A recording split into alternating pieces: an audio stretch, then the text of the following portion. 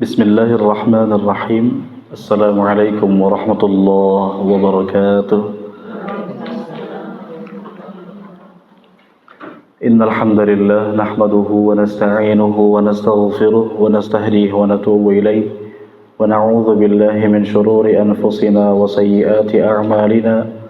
من يهده الله فلا مضل له ومن يضلل فلا هادي له.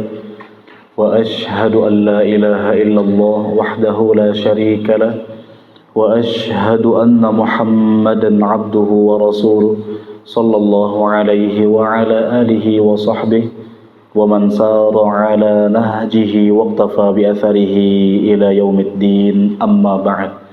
Ma'asyiral ummahat, para jamaah ibu-ibu majelis ta'lim Masjid Darussalam At-Taqwa yang semoga senantiasa diberikan rahmat, keberkahan serta penjagaan oleh Allah Subhanahu wa taala.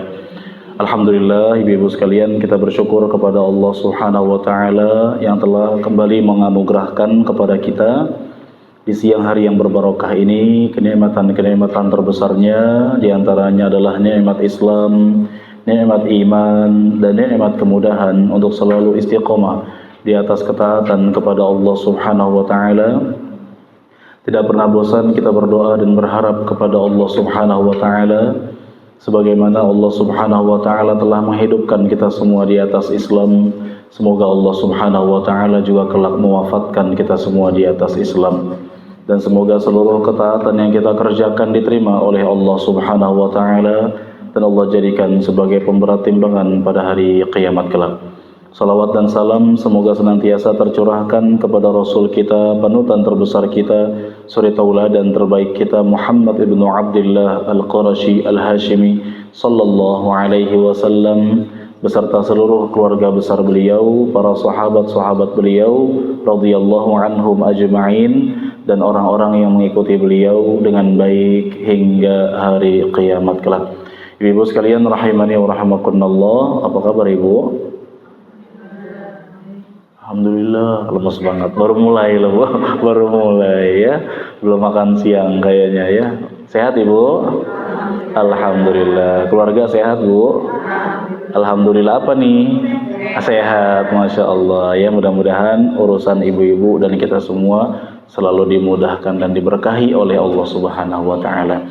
Ibu sekalian, di siang hari ini insya Allah dengan kesempatan berharga yang Allah anugerahkan kepada kita akan melanjutkan masih seputar fiqih wudu ya, pembahasan seputar wudu ya, yang mana di pertemuan sebelumnya alhamdulillah telah kita kaji tentang syarat sah wudu, kemudian rukun-rukun wudu. Kalau tidak salah ada beberapa poin yang belum kita bahas ya Bu ya. Sampai poin keberapa pertemuan sebelumnya Ibu? Kalau sinetron episode keberapa paham, hafal? Enggak ya, insyaallah. Halaman berapa terakhir lupa, salah-salahan ya. Halaman 88 poin sunnah-sunnah wudu belum ya Bu ya? Oh, sudah masuk. Sudah. Baik, afwan. Baik, rukun wudu sudah selesai. Kita masih pada sunnah-sunnah wudu. Yang pertama bersiwak sudah kita sampaikan di pertemuan sebelumnya tentang sunnahnya bersiwak sebelum berwudu atau sambil berwudu.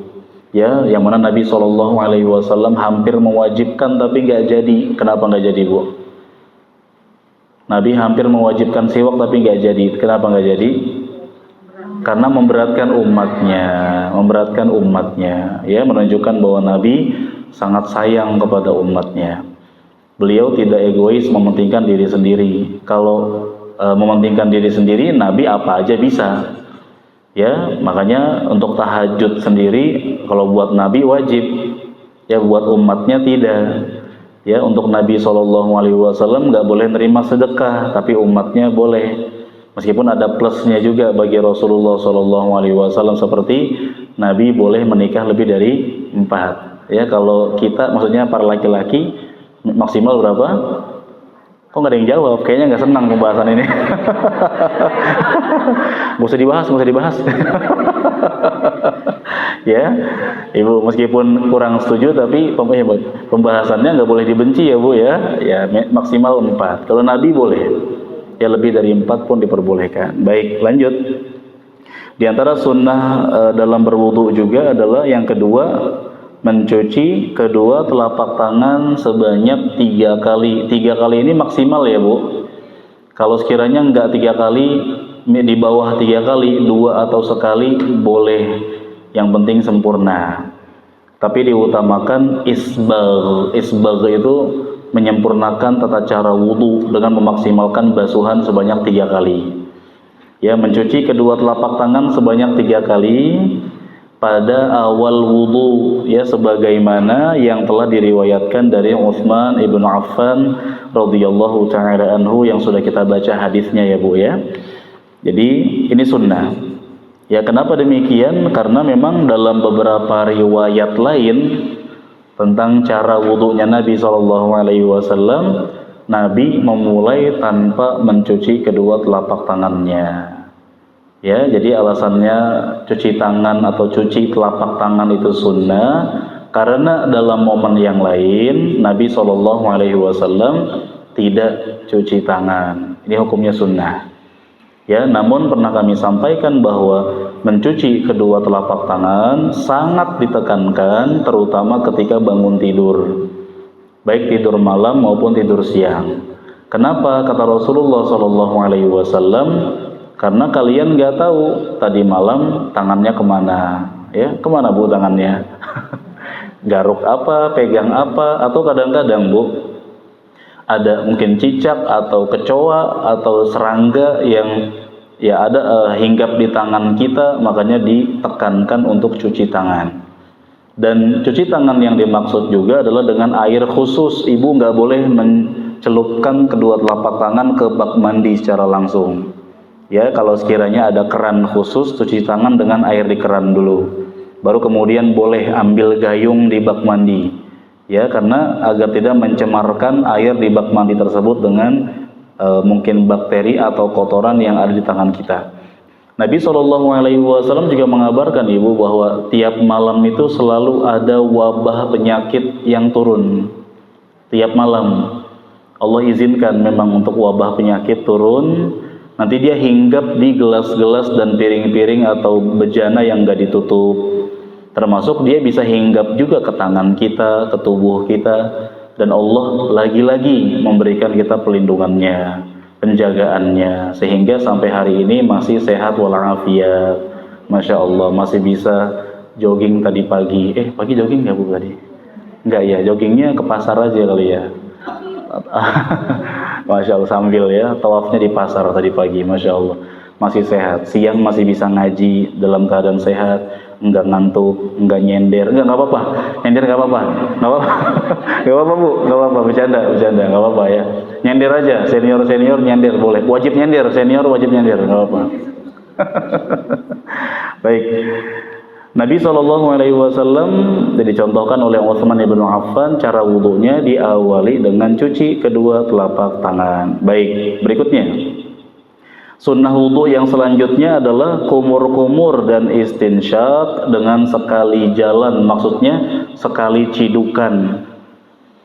Ya, satu cidukan untuk kumur-kumur juga, untuk istinsyak juga. Ya, sebanyak 3 kali.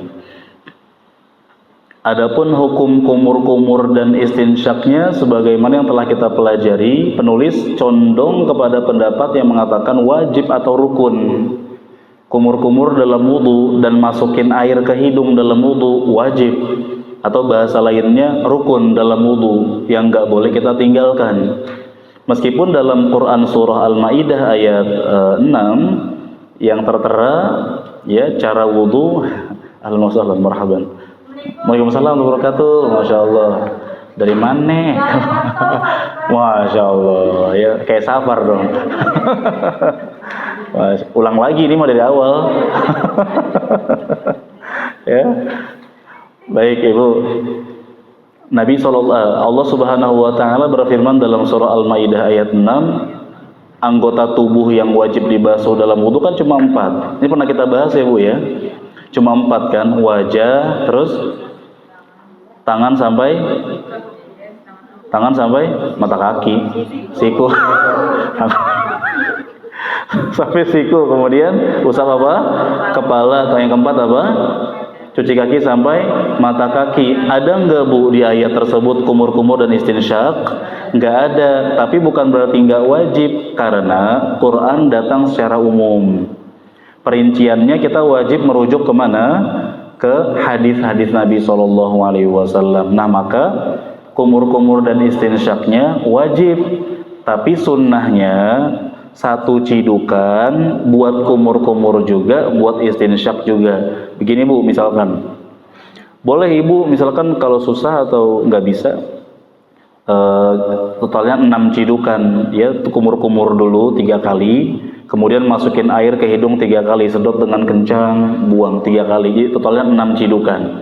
Tapi sunnahnya 3 cidukan, 1 cidukan itu buat ke mulut dan ke hidung bersamaan, masukkan ke mulut dan ke hidung, sedot dengan kencang, serot gitu ya Bu ya. Kemudian buang, jangan lupa dibuang ya Bu, jangan ditahan, dibuang. Kemudian yang di mulut dikumur-kumurkan, buang. Jadi 1 cidukan buat kumur-kumur juga, masukin air ke hidung juga. Ini sunnahnya. Ya, kalau Ibu nggak bisa, boleh totalnya 6 cidukan, kumur-kumur dulu 3 kali, baru masukin air ke hidung, atau masukin air ke hidung dulu, boleh, pilih yang mana saja yang termudah. Tapi sunnahnya dalam rangka efisien atau irit air, hemat air, ada baiknya kalau bisa 1 cidukan untuk dua-duanya. Paham Ibu? Jelas ya? Saat ini jam segini paham, jam segini 15 menit kemudian udah nih kemana-mana ya. Baik, nggak apa-apa, yang penting pernah paham ya Bu. Berikutnya, berdasarkan kabar dari Abdullah ibnu Zaid radhiyallahu anhu, ini juga salah satu hadis yang menerangkan tentang cara wudhu.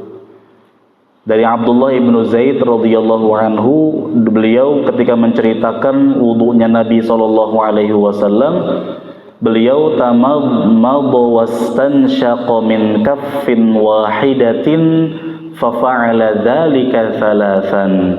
Beliau ya berkumur-kumur dan istinsyak min kaffin wahidah, dari 1 telapak tangan, yakni 1 cidukan. Ya, sekali lagi Bu, Ibu boleh 6 cidukan, 1 kumur-kumur ya, kumur-kumur 3 kali, 1 kumur-kumur, 2, 3, terus hidung, 1, 2, 3, ya, sedot dengan kencang. Nah, sunnahnya 1 cidukan kalau bisa ke mulut juga, ke hidung juga. Bisa ya Bu ya? Insya Allah bisa ya. Mungkin awalnya agak kaku, tapi lama kelamaan insya Allah makin kaku. Makin gak bisa. Bisa, insya Allah bisa ya. Meskipun kadang-kadang ke mulut semua, ke hidungnya nggak kesampaian, atau kadang ke hidung semua, ke mulutnya kurang. Inilah bab latihan. Dalam bab latihan biasa seperti itu. Lama-lama terbiasa insya Allah. Baik, beliau melakukan hal tersebut sebanyak 3 kali berdasarkan kabar dari Abdullah ibnu Zaid radhiyallahu anhu. Berikutnya, di antara sunnah dalam wudhu yang selanjutnya adalah bersungguh-sungguh, yakni al-mubalaghah, berlebihan sebenarnya Bu. Lafaz aslinya al-mubalaghah, diterjemahkan oleh penterjemah bersungguh-sungguh ya. Maksudnya berlebihan. Ya, berlebihan dalam berkumur-kumur dan istinsyak. Kecuali bagi orang yang berpuasa. Ya, jadi asalnya anjurannya bukan sekedar bersungguh-sungguh, tapi juga berlebihan, paksain, ya, dilebay-lebaykan awal-awal seperti itu. Maksudnya bagaimana Ibu? Kumur-kumur dengan sangat, seperti seakan-akan di mulut kita ada sisa makanan, padahal enggak, tapi kita sungguh-sungguh kumur-kumurnya. Ya, kemudian masukkan ke hidung, sedotnya dengan kencang. Sakit memang di awal, tapi lama-lama biasa. Itu makna mubalaghah, sungguh-sungguh, maksudnya berlebihan. Kecuali kalau Ibu lagi puasa, jangan berlebihan dalam kumur-kumur maupun memasukkan air ke dalam hidung. Berdasarkan hadis dari Nabi SAW, wa baligh fil istinsyaqi illa an takuna shaiman. Kata Nabi SAW di halaman selanjutnya ya, paling atas terjemahannya, Aslinya mubalaghah wa baligh itu artinya berlebihanlah kamu. Ya cuma penterjemah menerjemahkan bersungguh-sungguhlah. Ya namun ibu fahami sungguh-sungguh yang dimaksud berlebihanlah. Ya paksain. Berlebihanlah kamu ketika beristinsyak, ketika memasukkan air ke dalam hidung, kecuali kalau kamu sedang puasa. Kalau lagi puasa biasa aja, jangan berlebihan. Ya karena kalau lagi puasa kita kumur-kumurnya berlebihan, takut tertelan, atau takutnya nanti ada sisa-sisa air wudhunya yang tertelan. Ya apalagi kalau kumur-kumurnya pakai kuah baso,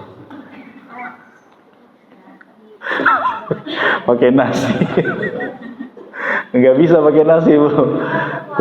Kuah baso. Ya, Ibu, meskipun memang Ibu udah biasa jago puasa, nggak bakal tertelan, tapi jujur kita kalau habis wudu, habis kumur-kumur kan suka ada air yang ngikut tertelan. Maka jangan berlebihan. Ya biasa saja, sedikit saja. Sama masukin air ke hidung juga jangan berlebihan kalau lagi puasa, agar tidak tertelan yang menyebabkan puasa kita batal. Kecuali kalau ibu sudah berusaha menjaga, ya kumur-kumurnya udah biasa aja, nggak berlebihan, tapi tetap ada air yang berbaur bersama air ludah atau liur, tertelan, ini nggak masalah. Diistilahkan oleh para ulama dengan ma la yuhtaroz minhu, sesuatu yang nggak bisa dihindari. Ya misalkan ibu pas sahur minum teh manis. Kalau teh pahit biasanya nggak terlalu ada rasanya. Teh manis. Habis sholat subuh, kebetulan ibu nggak langsung sikat gigi. Ya, habis sholat subuh biasanya gimana Bu kalau habis minum teh manis? Ada rasa yang pernah ada ya kan? Paham Bu ya? Ada rasanya kan? Rasa yang tertinggal kan ada tuh. Salah lagi kalimatnya. Ada sisa-sisa rasanya. Itu berbaur bersama ludah, nggak apa-apa, nggak masalah. Sama juga dengan potongan-potongan makanan yang kecil banget, yang nggak memungkinkan buat dibuang. Dibuang nggak bisa, maka tertelan bersama ludah lagi puasa, nggak masalah, nggak batal. Kecuali 3 suap.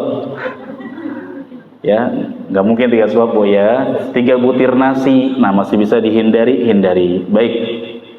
Berikutnya,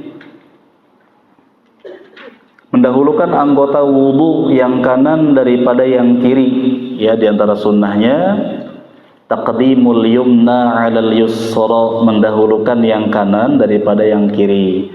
Meskipun kalau sekiranya Ibu ada orang dia lupa ketika wudu mendahulukan yang kiri, secara hukum sah wudunya. Tapi lebih utama dahulukan yang kanan. Kenapa demikian? Aisyah menceritakan bahwa Nabi SAW yuhibbut tayamun. Nabi itu suka banget tayamun, bukan tayamum ya Bu, tayamun dengan nun. Mana tayamun adalah mendahulukan yang kanan-kanan. Kata para ulama dalam perkara-perkara syarif, yang mulia, yang bagus-bagus. Dan wudu termasuk ibadah, termasuk yang mulia, yang bagus. Nabi suka dahulukan yang kanan-kanan. Dalam hal apa? Fi tana'ulihi, ketika memakai sandal atau alas kaki, sepatu dan lain-lain. Dalam hal apa lagi? Wa tarajjulihi, ketika menyisir rambut beliau. Jadi Nabi itu SAW beliau pakai sandal Bu. Dan dalam beberapa riwayat sandalnya Nabi itu sandal sibetiyah. Sibetiyah itu kalau bahasa kita sekarang sandal jepit. Sandal jepit, ya, sandal terbuat dari kulit, di atasnya ada talinya. Itu nyebutnya apa? Swallow, sandal sejuta umat ya. Di masjid ada, di mana-mana ada pokoknya swallow ya. Sejuta umat ya saya nyebutnya.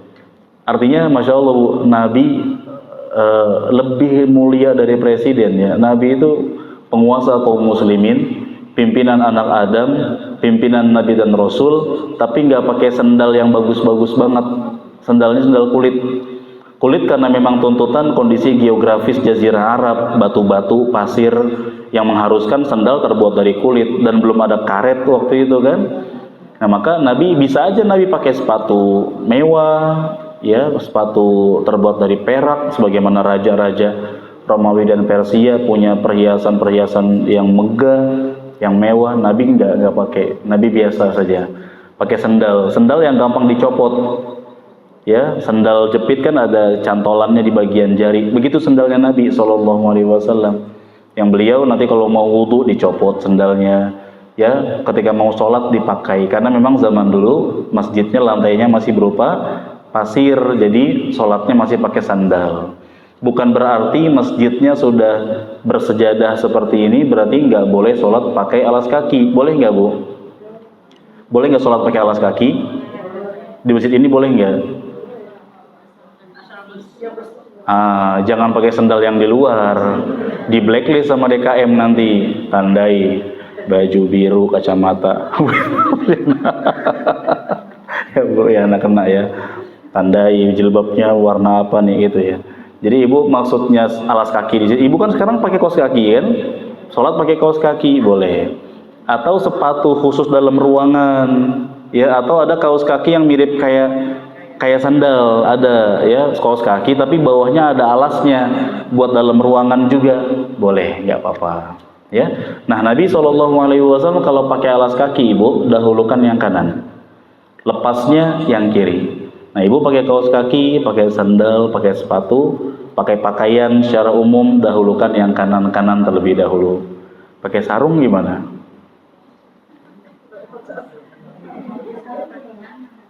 Kaki kanan maksudnya, kaki kanan ya, kaki kanan, baik. Pakai jilbab? Kanan dulu, baru kiri gitu ya, enggak ya, semudahnya. Berikutnya ibu, dalam hal apa? Dalam hal menyisir rambut. Nabi itu kan rambutnya panjang, sedaun telinga atau sepundak.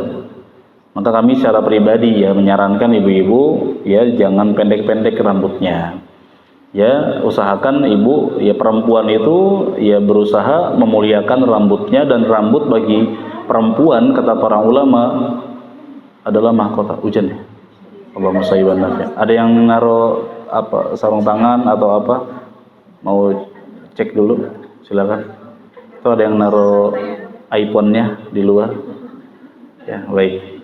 Tapi jangan pulang ya. Silakan. Iya di Masya Allah.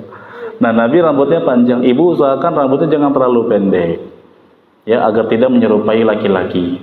Bahkan sebagian ulama tegas mengatakan perempuan gak boleh nyukur rambut kalau nggak ada keperluan, Bu.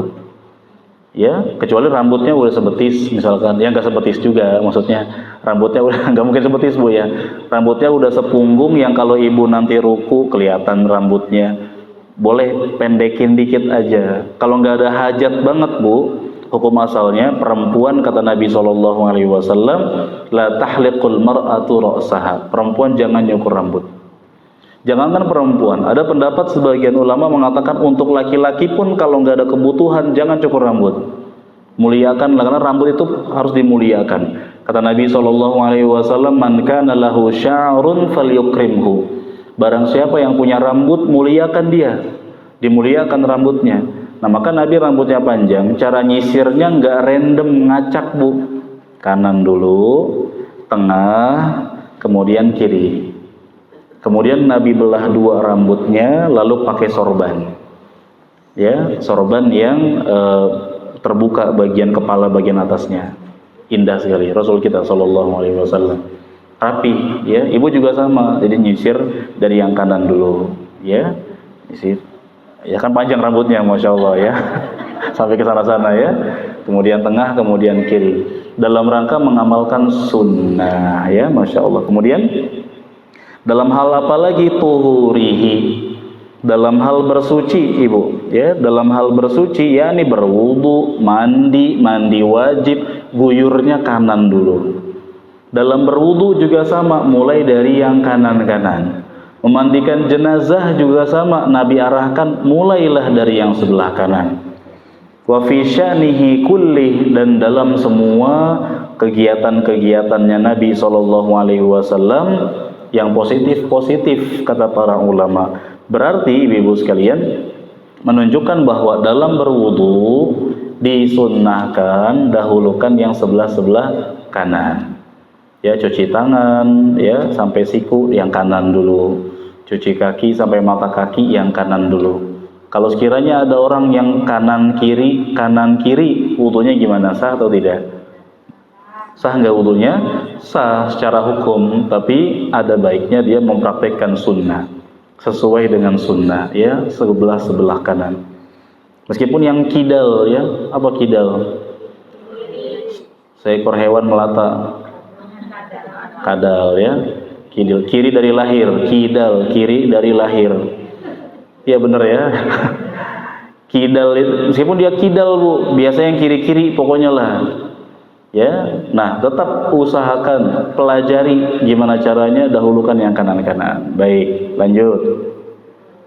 Kemudian di samping itu hadis Utsman yang menceritakan cara wudu Nabi SAW, di mana beliau membasuh anggota yang kanan lalu yang kiri. Berikutnya, sunnah yang keenam adalah menggosokkan, maksudnya memijat-mijat, meratakan.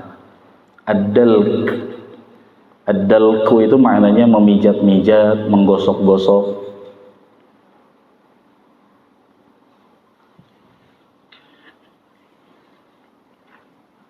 Nggak cuma dikucurin aja bu, misalkan begini, ini air ya, kita basahkan begini bu, ya basahkan, didiemin aja, ini tidak sunnah, ya tidak sesuai dengan sunnah, tapi dipijat-pijat, yakni diratakan, adal, digosok-gosok, dipijat-pijat agar air merata ke semuanya, begini, misalnya bu ya. Jadi bukan dinamakan 3 kali basuhan begini, 1, 2, 3, udah enggak? 1 gimana? Sampai rata semuanya, ya. Udah 2 lagi, ambil lagi air, kan begitu, sampai rata semuanya, ya. Ambil lagi, kalau saya pakai gayung ya, begini 3 sampai rata semuanya. Dan usahakan dalam berwudu, pertemuan-pertemuan sebelumnya telah kita sampaikan, ada usap, ada basuh. Kalau yang usap buat apa? Kepala dan kedua daun telinga. Yang lainnya berarti basuh, cuci. Yang namanya cuci atau basuh berarti usahakan ada air yang ngucur. Misalkan ibu cuma begini nih, ambil air dikit, ambil sedikit, terus ya diusap begini. Basah mah basah. Ya, kalau ditanya basah atau tidak, basah. Tapi nggak ada kucuran air sisaannya, bu. Ini salah. Usahakan ambil airnya agak banyak biar ada yang ngucur. Ya, ditambah kata Nabi SAW, ketika seseorang membasuh tangannya, dosa-dosa yang pernah diperbuat oleh tangannya akan berguguran sampai tetes air wudhu yang terakhir. Ya, tetes air wudhu berarti ada kucurannya. Tidaklah ketika seseorang mencuci wajahnya, maka dosa-dosa yang pernah diperbuat oleh wajahnya akan berguguran, ya. Sampai tetes air wudhu terakhir. Nah, maka dalam hal ini kalau perintahnya cuci atau basuh, ada air yang ngucur, yang mengalirnya, bukan cuma usap. Makanya ibu, jangan wudhu pakai spray. Apa spray itu? Semprotan, ya. Biar irit, kayak di video-video ada tutorial wudhu, terutama ketika di tanah suci, biar nggak bolak-balik kamar mandi, karena kamar mandinya kan jauh, udah jauh, terus ya harus ngantri. Nggak ada kayak di Indonesia, Dek ibu duluan ya, Dek ya, ibu dulu, nggak ada di sono mah, ya Dek ibu duluan, ya dimarahin. Ya jauh. Boleh nggak seperti itu? Boleh aja pakai spray ibu. Tapi yang lafadznya usap, yang lafadznya basuh, ya basuh. Berarti harus ada becek-beceknya, ada kucuran airnya, ya, karena itulah perintahnya dari Nabi SAW. Baik, berikutnya, ini berdasarkan kabar dari Abdullah bin Zaid lagi ya. Abdullah bin Zaid radhiyallahu anhu, beliau mengatakan, anna Nabiyya sallallahu alaihi wasallam utiya bi thulutsai mud. Masya Allah. Fatawadda'a faja'ala yadluku dhira'i. Kata Abdullah bin Zaid, Nabi SAW pernah dibawakan 2/3 mud. Masya Allah bu, wudunya Nabi cuma 2/3 mud. Dalam riwayat yang lain 1 mud. 1 mud tuh gimana bu? Kalau kita imajinasikan dengan mud atau so' dalam bab zakat, zakat fitrah atau fitri itu kan 1 so'. Ini satuan berat di zaman Nabi SAW. 1 so' setara dengan 4 mud. 1 so' 4 mud. 1 mudnya 1 cidukan dengan mengumpulkan kedua telapak tangan begini. Misalkan ini gundukan beras bu, ibu ciduk segini ya, 1 ciduk lagi, penuh nih semuanya. 2 ya, ciduk lagi. 3, kemudian 4. Berapa namanya ini? 1 so'. 1 so'. Sod, alif, ain. So' pakai ain. Tengah-tengah tenggorokan. So'. Kurang. So'. Tahsin ini mah. Tahsin. Saya bajak tahsinnya kalau gitu. Ya. Tengah-tengah tenggorokan. Sifatnya bainiyah. Jangan ditahan, jangan dilepas semuanya. Jadi tahsin saya bajak ya. Sor itu 4 mud. Ibu, kata sebagian ulama, 1 sor atau 4 cidukan tadi, kalau zaman sekarang kurang lebih 2 kilogram. 2 kilogram. Berarti 1 sor sekitar 500 gram. 500 gram kalau di liter air lebih dikit lah bu. Kurang lebih, misalnya saya anggap nih hanya misalnya saja, kira-kira 600 mililiter ya, segini. Gimana nih beratnya? 600 ya? 600. Nggak boleh seuzon bu, kalau sih. Nggak apa-apa ya, seuzon ke botol ya.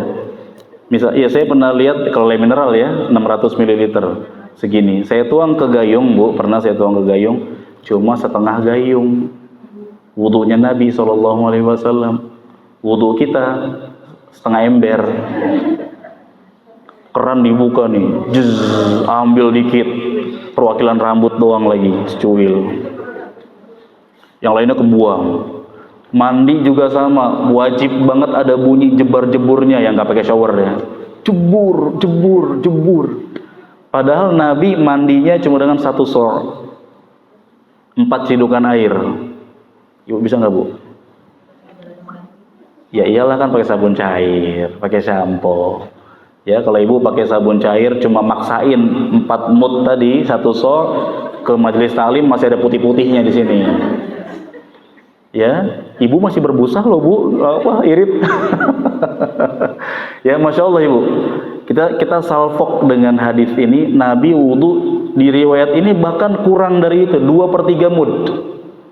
Ya, riwayat yang lain 1 mud, di riwayat ini 2/3 mud. Berarti mungkin bisa jadi segini kurangin lagi.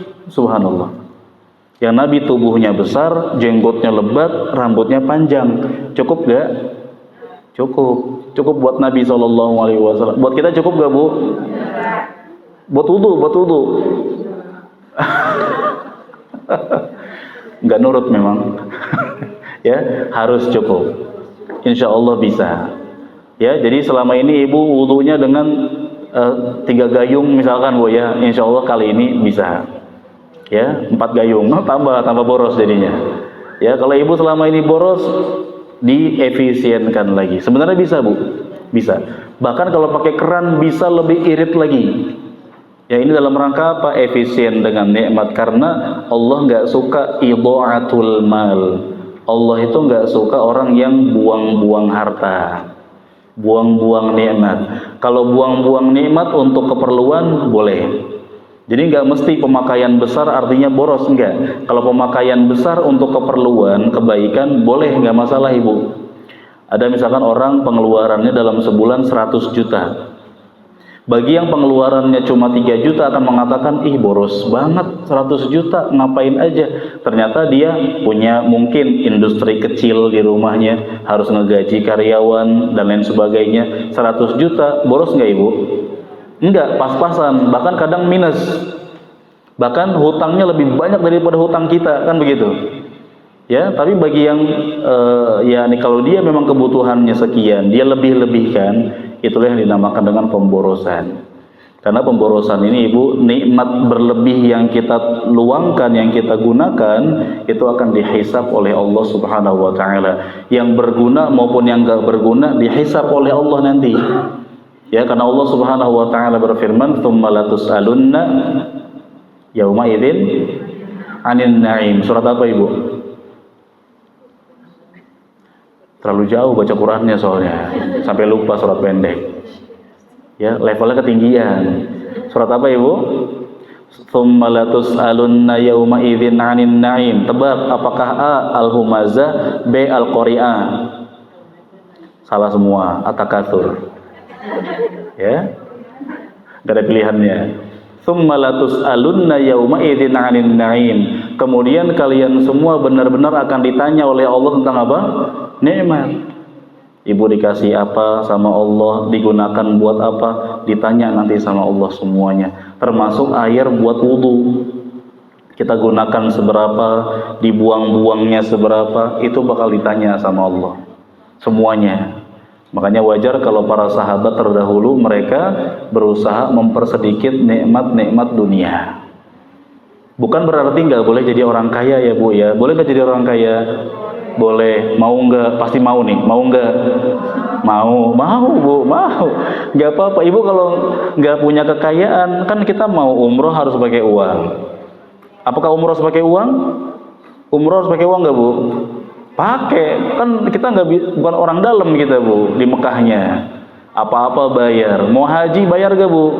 Masya Allah. Jadi kalau kita jadi orang kaya, kekayaannya gunakan untuk kebaikan, boleh. Ya, tapi kalau kekayaan digunakan untuk kemaksiatan secara umum, ya diharamkan, ya, menjadi pemberat atau yang dapat menyulitkan hisab kita. Nah, Nabi SAW kata Abdullah bin Zaid, beliau diberikan 2/3 mud air, lalu beliau berwudu, kemudian beliau yadluku dhira'i, menggosok-gosokkan atau memijat-mijat atau meratakan kedua hastanya. Hasta itu dari ujung jari tengah sampai siku, itu hasta namanya. Jadi Nabi SAW menggosok-gosok lengan bawah beliau, ya, memijat-mijat dan meratakan air di lengan bawah beliau, ya. Ini sunnah.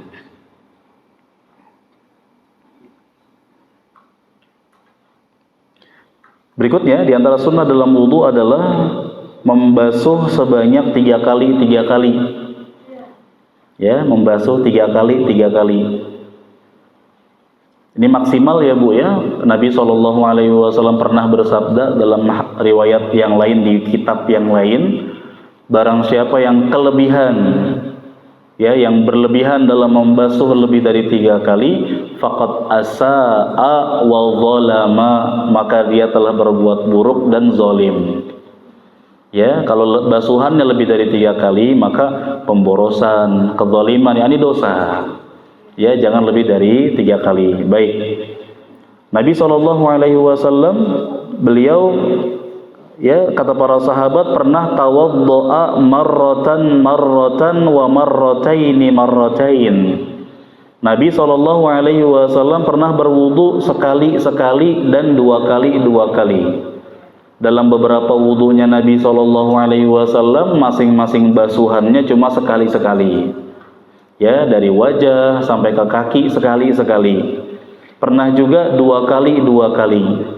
Termasuk kata sebagian ulama, Ibu, kita itu kan kalau mau tidur sunnahnya wudu ya.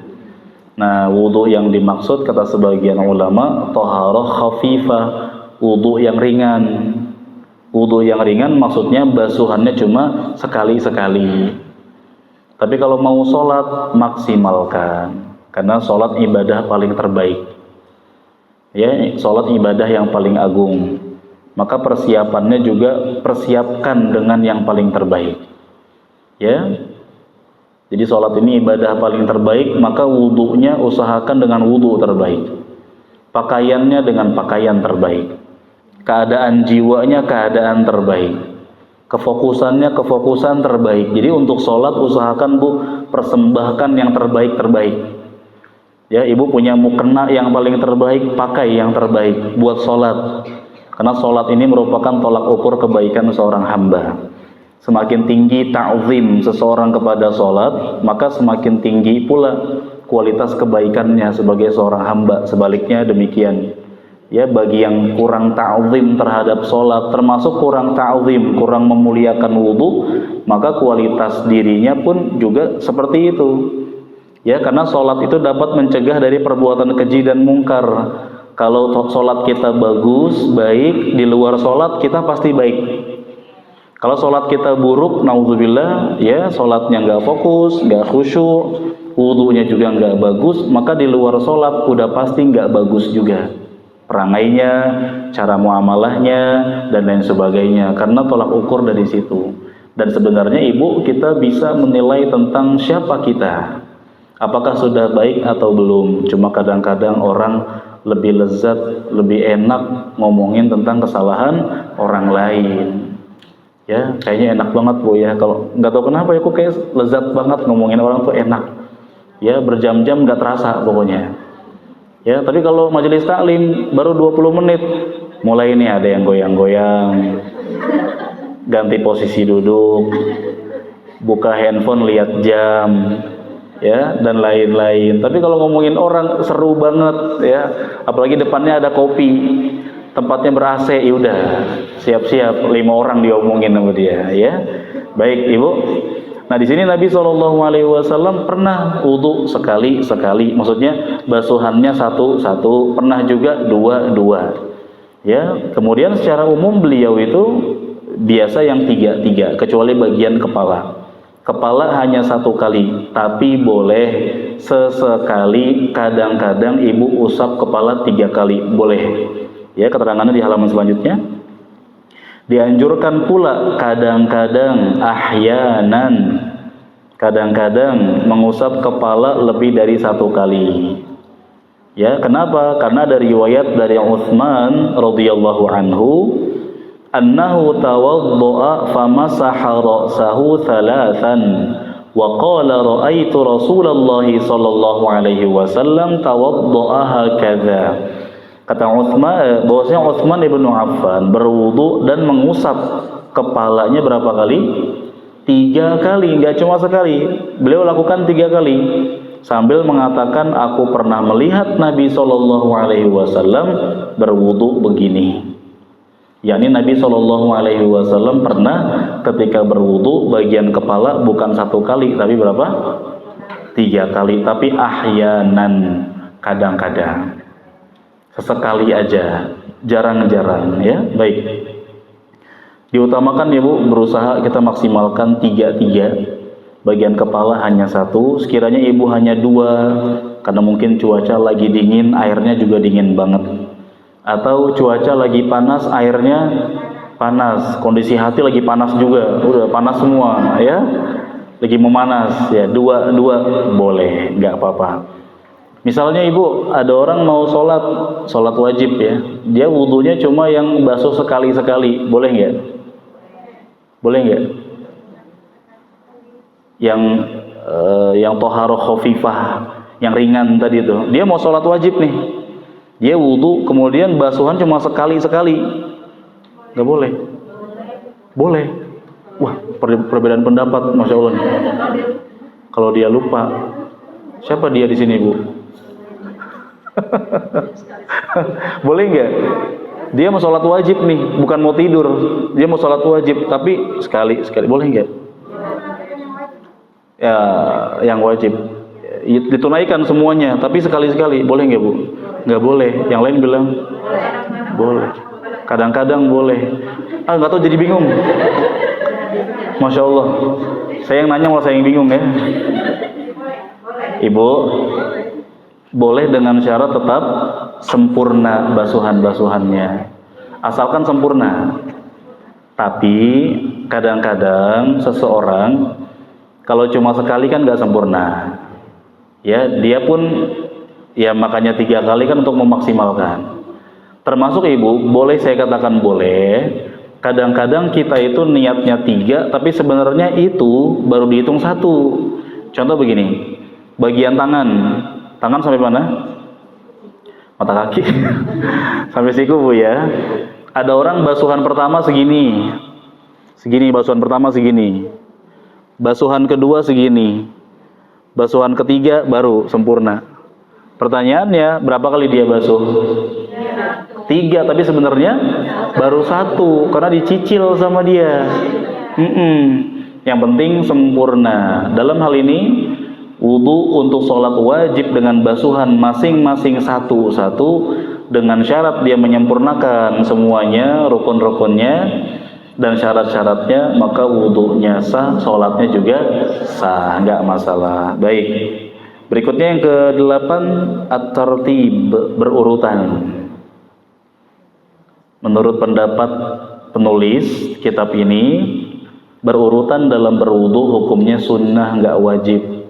Meskipun ulama lain mengatakan wajib. Karena beliau membawakan hadis di sini Ibu yang menunjukkan bahwa Nabi pernah tidak berurutan ketika wudu. Ya, berdasarkan hadis dari Al-Miqdam bin Ma'di Yakrib. Ya, Al-Miqdam bin Ma'di Yakrib, nama ejaan bahasa Arabnya. Ya, Al-Miqdam radhiyallahu anhu berkata, annahu utiya Rasulullah sallallahu alaihi wasallam biwudu. Bahwasanya Nabi sallallahu alaihi wasallam pernah dibawakan air wudu. Fatawaddaa, lalu Nabi wudu. Apa yang Nabi lakukan Ibu? Faghasala kaffaihi thalathan. 1, Nabi cuci kedua telapak tangannya 3 kali. Setelah telapak tangan, wa ghasala wajhahu thalathan. Ya, Nabi SAW, jazakillah khairan, barakallahu fiik, berkah Ibu, jazakillah khairan. Nabi SAW mencuci wajahnya 3 kali. Ingetin Bu, 1, cuci kedua telapak tangan. 2, cuci muka 3 kali. Yang ketiga, thumma ghassala dhira'i. Kemudian mencuci kedua tangannya 3 kali. Thumma tamadmadu, baru setelah itu Nabi kumur-kumur dan istinsyak. Ya, jadi urutannya di hadis ini, hadis Al-Miqdam, beliau cuci kedua telapak tangan, yang kedua cuci wajah 3 kali, yang ketiga cuci tangan sampai siku 3 kali, yang keempat apa? Di hadis ini kumur-kumur dan istinsyak sebanyak 3 kali. Kemudian masaha bi ra'sihi wa udhunai, beliau mengusap kepala dan kedua daun telinganya. Ya, urutannya nggak sesuai dengan yang Utsman ceritakan. Ya, kalau yang Utsman ceritakan kan cuci kedua telapak tangan, terus lupa kayaknya, nggak ada yang jawab, kayaknya lupa nih Ibu. Pada nyuekin saya tumben, ya, biasanya saya dijawab, dicuekin.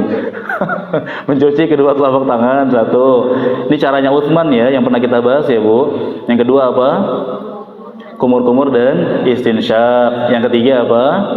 Cuci wajah, kemudian tangan sampai sikut, kemudian usap kepala, kemudian cuci kaki sampai mata kaki, kan gitu urutannya. Nah, di hadis Al-Miqdam kan enggak gitu. Ya, nah kenapa demikian? Menunjukkan apa? Kata pendapat sebagian ulama, berurutan itu enggak wajib. Ya, namun Ibu, bisa jadi Nabi melakukan hal ini karena ada kebutuhan. Bisa jadi. Ya, maka kata para ulama, kalau nggak ada kebutuhan, Ibu kembali ke hukum asal, harus berurutan. Kecuali kalau misalkan nggak memungkinkan, dalam artian mungkin ada kebutuhan mendesak atau darurat, atau misalkan Bu, ada orang lagi wudu, jiwanya di tempat wudu tapi pikirannya kemana-mana. Mulutnya diam, otaknya berisik. Banyak pikiran maksudnya. Dia wudu kaki dulu. Habis kaki kumur-kumur. Diminum lagi airnya. Artinya semua dilakukan Bu. Tapi nggak urutan. Kaki dulu, kumur-kumur, tangan, masukin air ke hidung, usap kepala, cuci muka. Niat terakhir ya. Kalau niat wajib di awal Bu, niat wajib di awal. Gimana wudunya, sah atau tidak? Sah. Sah kalau memang ada sesuatu yang mendesak, darurat. Tapi kalau nggak mendesak, nggak darurat, kembali ke hukum asal. Hendaknya berurutan. Kata para ulama, kenapa? Karena Nabi secara umum seringnya beliau berurutan. Ya, riwayat beliau tidak berurutan memang ada kritik dari sebagian ulama, katanya lemah hadisnya. Kemudian Nabi melakukan demikian karena sedang ada kebutuhan. Ya, kalau nggak ada kebutuhan maka tidak baik. Berikutnya, sunnah selanjutnya adalah berdoa setelah wudhu. Ini juga sunnah yang hampir redup di kalangan kaum muslimin. Habis wudhu malah langsung persiapan mau sholat, padahal sunnahnya berdoa terlebih dahulu. Apa doanya? Kata Nabi SAW, barang siapa di antara kalian yang berwudhu kemudian memperbagus wudhunya, menyempurnakan wudhunya, kemudian berkata atau berdoa, ini doanya Bu di paling bawah ya, yang lafaz Arabnya, asyhadu an la ilaha illallah wahdahu la syarikalah wa asyhadu anna muhammadan abduhu wa rasuluh. Sampai situ di hadis ini ya, di hadis ini sampai lafaz itu, 2 kalimat syahadat aja. Balasannya Ibu, illa futihat lahu abwabul jannati tsamaniyah yadkhulu min ayyiha syaa, melainkan akan terbuka baginya 8 pintu surga, dia boleh masuk dari mana saja. Masya Allah. Cuma dengan wudu kemudian 2 kalimat syahadat, asyhadu an la ilaha illallah wahdahu la syarikalah, aku bersaksi tidak ada sesembahan yang berhak disembah dengan benar kecuali Allah, tidak ada sekutu bagi Allah, wa asyhadu anna muhammadan abduhu wa rasuluh, dibukakan bagi kita 8 pintu surga. Dengan syarat 2 kalimat syahadatnya dibaca sambil direnungi, ditadabburi, jangan cepat-cepat bacanya. Ya, habis sholat cepat-cepat asyhadu ya, kecepatan, nggak ada maknanya maka kurang utama. Ditambah lagi riwayat Imam Tirmidzi berikutnya Ibu, ada tambahan, Allahumma ja'alni minat tawwabina waj'alni minal mutatahhirin. Cuma sampai situ. Adapun tambahan waj'alni min ibadika sholihin, wallahu a'lam, tambahan tersebut tidak sahih kata sebagian ulama. Kita praktekkan sampai situ. Ya Allahumma ja'alni, ya Allah jadikanlah aku minat tawwabina, termasuk orang-orang yang suka bertaubat, wa ja'alni minal mutatahhirin, dan jadikan aku termasuk orang yang suka menjaga kebersihan. Kan dalam ayat innallaha yuhibbut tawwabina wa yuhibbul mutatahhirin, Allah itu suka kepada hamba yang rajin bertaubat dan suka menjaga kebersihan. Ditambah lagi dengan doa tambahan Bu di poin 10. Ya, doanya doa yang biasa kita baca di kafaratul majlis. Lihat di poin 10 Ibu. Tambahan dari Abu Sa'id radhiyallahu anhu, Nabi pernah bersabda ketika selesai wudu membaca, tapi jangan habis ini jangan beresin tas ya Bu ya. Ini kan kita lagi doa wudu nih. Subhanakallahumma wa Bu, jangan beresin tas Bu. Ini bukan selesai Bu. Doa wudu ya. Belum selesai. Subhanakallahumma wa bihamdika asyhadu an la ilaha illa anta astaghfiruka wa atubu ilaik. Wassalamu. Ya, Masya Allah. Ini doa yang sangat agung Bu. Ya, lihat terjemahannya.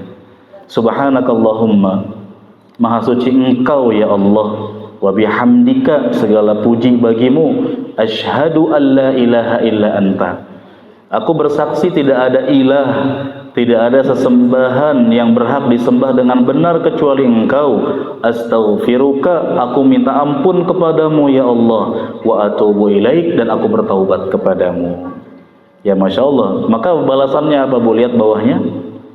Maka akan dicatat pada sebuah lembaran, kemudian dicetak. Lafaz hadisnya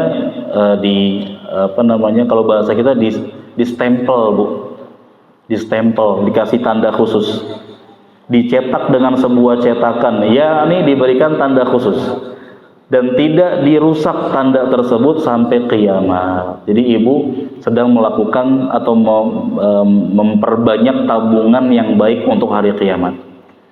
Kalau ibu setelah wudhu baca doa ini, nanti Allah akan catat kata-kata itu di sebuah tempat yang abadi, dikasih stempel khusus, dan nanti nggak akan dirusak stempelnya sampai hari kiamat. Yani buat tabungan kita di hari kiamat.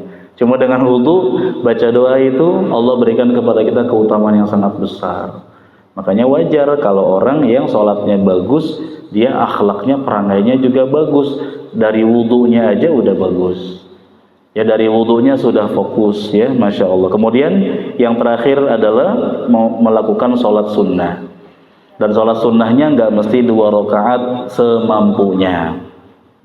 Ya, semampunya, minimal 2 rakaat. Berdasarkan pernyataan Utsman ibn Affan radhiyallahu anhu, setelah beliau mengajarkan cara wudhu kepada para sahabat. Ini sudah pernah kita baca hadisnya di awal-awal, ya Bu. Setelah Utsman nyontohin wudhu, kan Utsman mengatakan, barang siapa, aku mendengar Nabi bersabda, barang siapa yang berwudhu seperti wudhuku ini, kemudian melakukan sholat 2 rakaat, la yuhadditsu fihi ma nafsahu, yang dia tidak mengajak bicara dirinya di 2 rakaat tersebut, maksudnya khusyuk sholatnya. Ya, maka balasannya apa? Ghafarallahu lahu ma taqaddama min dzanbi, Allah ampuni dia dosa-dosa yang telah lalu. Masya Allah. Ya, ditambah apa lagi? Pernyataan Nabi SAW kepada Bilal di hadis selanjutnya, Bu. Jadi Nabi itu punya kebiasaan kalau habis sholat subuh, Nabi tawarkan ke sahabat, siapa yang mimpi tadi malam? Nanti Nabi jelasin tafsir mimpinya. Atau kalau nggak ada yang mimpi, Nabi yang mimpi. Nabi sampaikan, semalam aku bermimpi A, B, dan C. Mimpinya Nabi kan wahyu, pasti kenyataan. Nabi sampaikan kepada sahabat.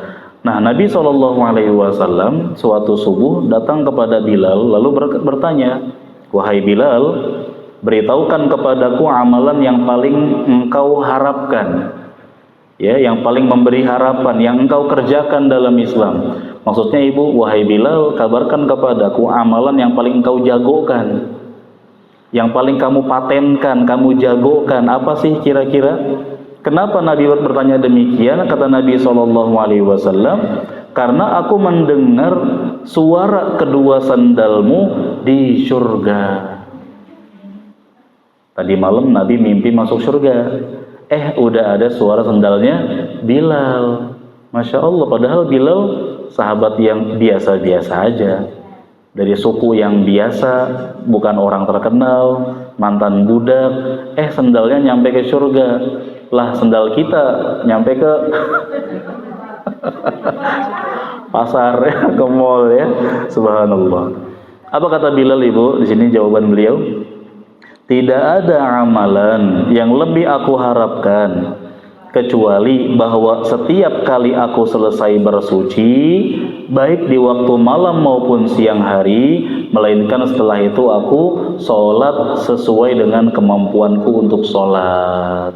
Mau pagi, siang, sore, malam, Bilal setiap batal wudhu lagi. Gak mesti nunggu waktu sholat, setiap batal wudhu, habis wudhu sholat, mau itu siang, sore, malam, dan sholatnya nggak cuma 2 rakaat, sekuatnya Bilal. Atas dasar ini Bilal bin Rabah termasuk sahabat yang dijanjikan masuk surga. Mungkin kita akan mengira Bilal masuk surga mungkin karena muadzinnya Rasulullah Sallallahu Alaihi Wasallam. Ternyata amalan yang paling Bilal jagokan bukan azan, tapi ini. Setiap batal wudhu, setiap batal wudhu, setiap selesai wudhu sholat. Dan ini termasuk bentuk memperbanyak sujud. Dan ini termasuk sholat sunnah yang ada judulnya, yang ibu boleh lakukan meskipun di 3 waktu terlarang. Ya, setelah asar, setelah subuh, dan ketika matahari tepat di tengah-tengah, ibu boleh lakukan itu juga. Karena yang nggak boleh itu sholat sunnah mutlak, sholat sunnah yang nggak ada judulnya. Ya, sampai sini selesai pembahasan kita pada sunnah wudhu. Jelas, ibu? Ada yang mau tanya? Masih ada waktu, ya? Masih ada waktu, ya? Ada yang mau curhat? Jangan curhat, ya. Masih ada waktu, Bu? Masih ada waktu, silakan. Boleh, silakan. Waalaikumsalam warahmatullahi wabarakatuh.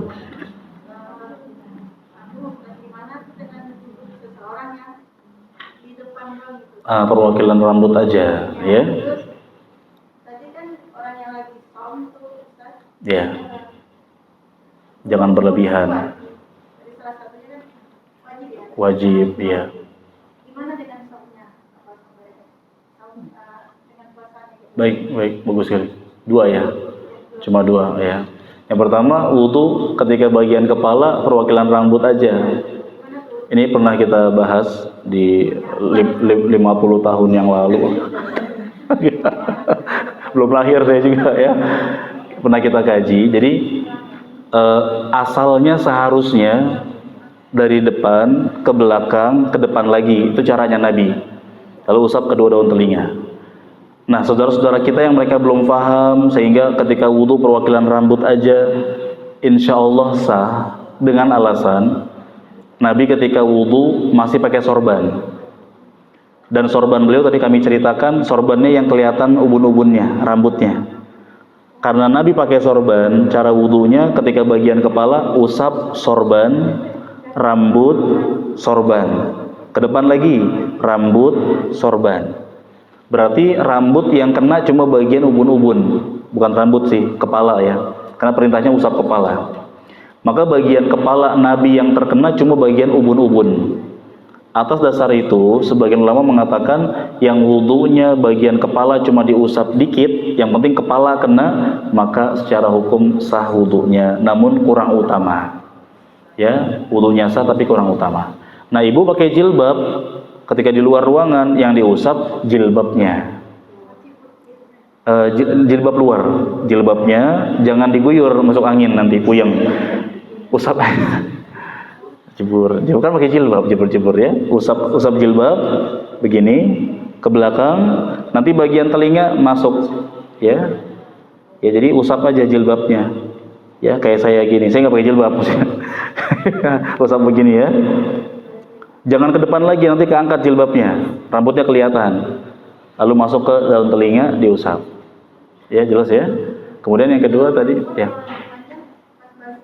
Nggak mesti balik lagi kalau rambutnya panjang. Jadi rambutnya kan panjang, maka menyulitkan kalau ke depan lagi. Maka langsung ke kedua daun telinga, karena rambutnya panjang nih. Sampai ke lantai ya. Yang kedua apa tadi ya?